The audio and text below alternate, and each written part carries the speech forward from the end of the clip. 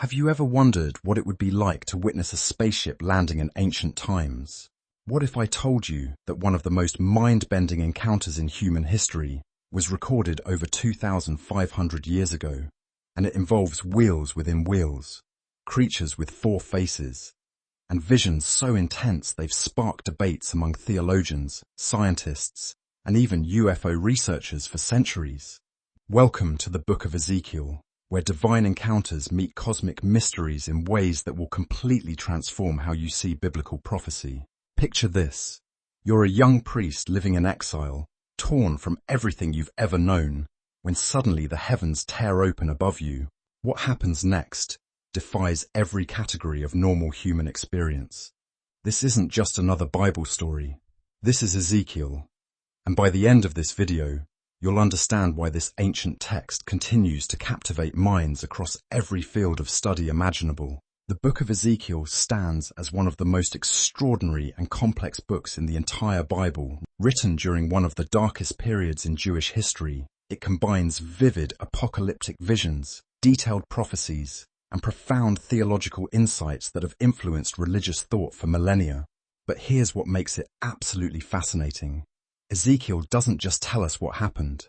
He shows us through experiences so vivid and surreal that they read like science fiction. Let me set the stage for you. We're talking about 593 before Common Era, roughly 6 centuries before Christ. The mighty Babylonian Empire has conquered Jerusalem, destroyed the temple, and dragged thousands of Jews into exile. Among these captives is a young man named Ezekiel, whose name literally means God will strengthen. He's not just any exile. He's a priest, trained in the sacred traditions, now living by the Kebar River in Babylon, watching his entire world crumble. But then something incredible happens. In chapter 1, Ezekiel describes his first vision in terms that have puzzled scholars for centuries. He sees what he calls a windstorm coming out of the north, an immense cloud with flashing lightning and surrounded by brilliant light. From within this phenomenon emerge 4 living creatures, each with 4 faces: human, lion, ox, and eagle. These beings have straight legs with feet like calves, and their entire bodies sparkle like burnished bronze. Now here's where it gets really interesting. Ezekiel describes wheels beside each creature, wheels that gleam like topaz, and appear to be wheels within wheels. These wheels move in any direction without turning, and their rims are full of eyes all around. Above these creatures stretches something like a vault, sparkling like crystal, and above that vault sits a throne made of lapis lazuli. On this throne sits a figure with the appearance of a man, surrounded by fire and brilliant light. This vision establishes the central theme that runs throughout the entire book: the absolute sovereignty and holiness of God. Even in exile, even when the temple lies in ruins, even when it seems like God has abandoned his people, the divine presence remains active and powerful. Ezekiel's visions serve as a reminder that human circumstances don't limit divine authority. The structure of Ezekiel follows a dramatic arc that mirrors the experience of the Jewish exile. The first 24 chapters focus on judgment against Judah and Jerusalem. Ezekiel becomes what scholars call a watchman, warning his people of coming destruction. He performs symbolic acts that seem bizarre by modern standards, but were powerful communication tools in ancient times. For instance, in chapter 4, God commands Ezekiel to lie on his left side for 390 days to represent the years of Israel's sin, then on his right side for 40 days for Judah's sin. He builds a model of Jerusalem under siege, using an iron pan as a wall between himself and the city. These aren't random theatrical performances. They're prophetic demonstrations designed to communicate divine messages when words alone aren't sufficient. One of the most striking symbolic acts occurs in chapter 5, where Ezekiel shaves his head and beard with a sword, then divides the hair into 3 parts. 1/3 he burns in the city, 1/3 he strikes with the sword around the city, and 1/3 he scatters to the wind. This dramatic action symbolizes the fate awaiting Jerusalem's inhabitants: destruction by fire, sword, and exile.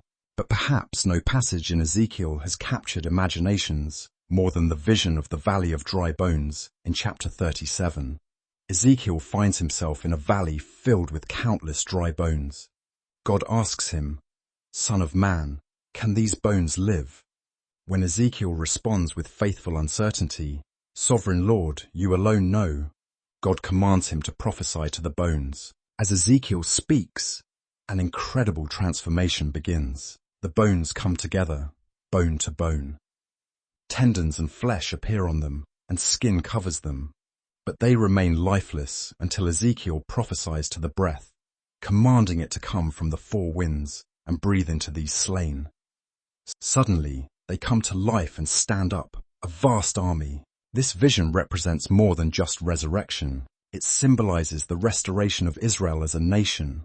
God explains that these bones represent the whole house of Israel, who say their bones are dried up and their hope is gone. The vision promises that God will open their graves, bring them back to their land, and put his spirit in them so they will live. The middle section of Ezekiel, chapters 25 through 32, shifts focus to prophecies against foreign nations.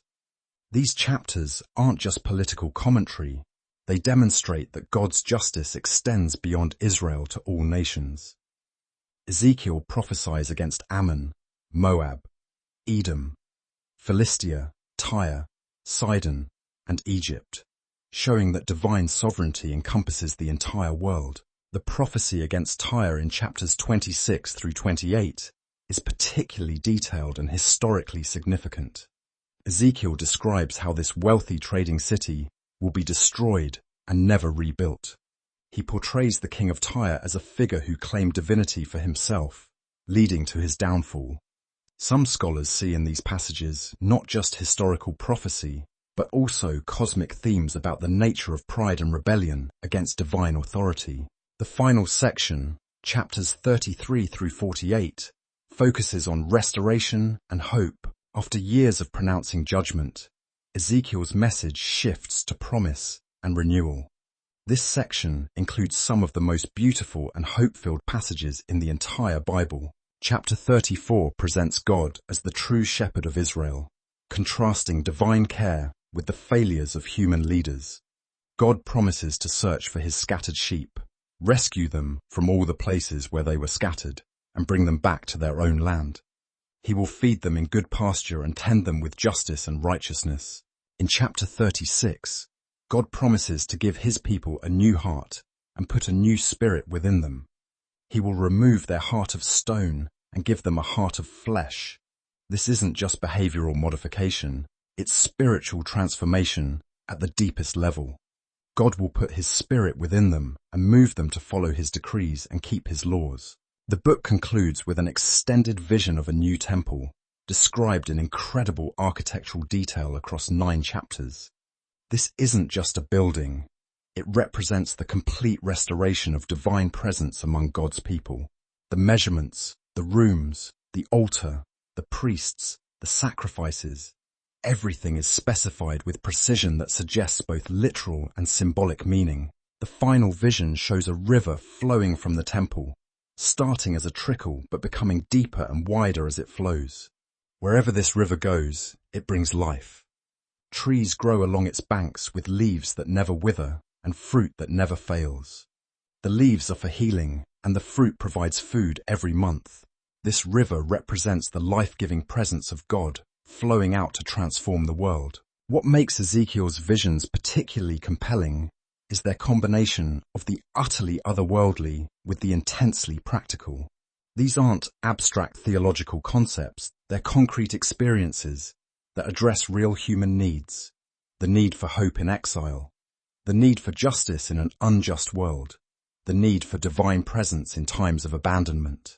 Modern readers often struggle with Ezekiel's imagery, but ancient audiences would have understood these visions within their cultural context. The four-faced creatures combine symbols of power, intelligence, strength, and swiftness. The wheels represent divine mobility and omnipresence. The eyes symbolize divine omniscience. Every detail carries meaning within the symbolic language of the ancient Near East. The Book of Ezekiel demonstrates that divine communication adapts to human understanding while never compromising divine truth. God speaks through visions, symbols, enacted prophecies, and direct commands, using whatever means necessary to reach human hearts and minds. The message remains consistent. God is sovereign, holy, and faithful, even when human circumstances suggest otherwise. Today, Ezekiel's relevance extends far beyond historical interest. In a world marked by displacement, injustice, and spiritual searching, his visions offer hope for restoration and transformation. His call to personal responsibility resonates in an age of moral confusion. His emphasis on divine sovereignty provides stability in uncertain times.